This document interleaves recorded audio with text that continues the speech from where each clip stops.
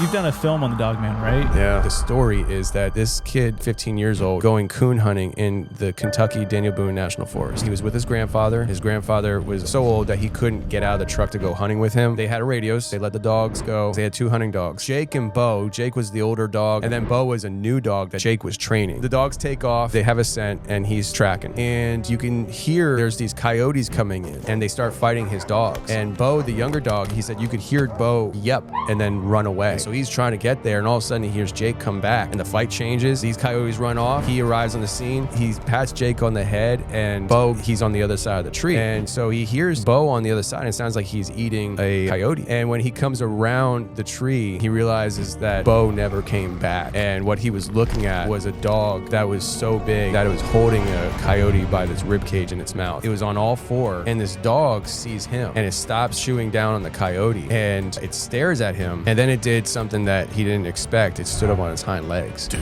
And then the dog took a step forward towards him, but he took off running. This thing took chase. Jake, his veteran dog, interfered. He said that this thing grabbed Jake and just hurled it through the woods, and you could hear Jake's body just crashing through trees. And he's like, my dog is done. He's running, and he trips over like a log or something, and he finds himself on his backside facing this thing. And then out of nowhere, his dog again comes in and broadsides this thing and just viciously starts going after it. And he gets up and he starts running. He seriously hears this thing just tearing his dog to pieces. Oh my God. Like he can just hear it just ripping his dog apart. He's calling for Jake. Come on, Jake, come on. Jake's not coming. He runs to the truck where his grandfather is. And his grandfather's like, what's going on? And he's like, just go, just go. He's telling his grandfather what happened. They get out of the woods. His grandfather said to him, listen, if you're going to hunt these woods, you have to understand there are things about this woods that are not normal. And if you can't come to grips with that, you shouldn't be hunting these woods. Tell him now? Yeah, I know, right? I know.